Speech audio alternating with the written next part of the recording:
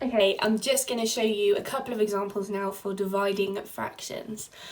So this comes with a nifty little trick to remember it, known as keep, change, flip, or you might remember it as keep, flip, change, KFC.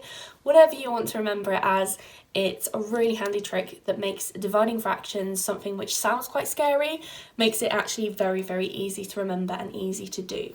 So let's start with our first example. 4/5 divided by 2/3. Okay, at first sight this is going to look really terrifying because you've already got a part of a whole and now you need to split it into more parts of a whole.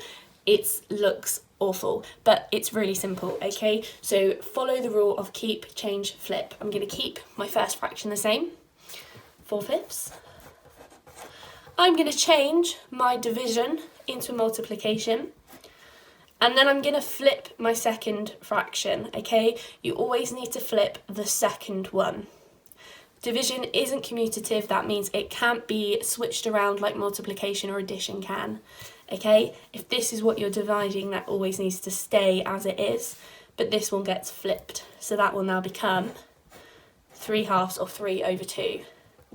And then it's just a simple multiplication, which you will have seen from the multiplication part of the video.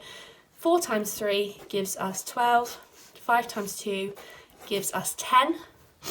Okay, I can simplify that down into 6/5, and then I can change that into a mixed number because it's currently an improper fraction, and that will give me 1 and 1/5.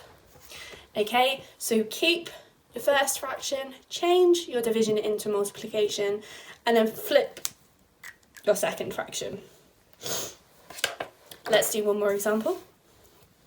So we're going to start off with 1/3 divided by 2/5.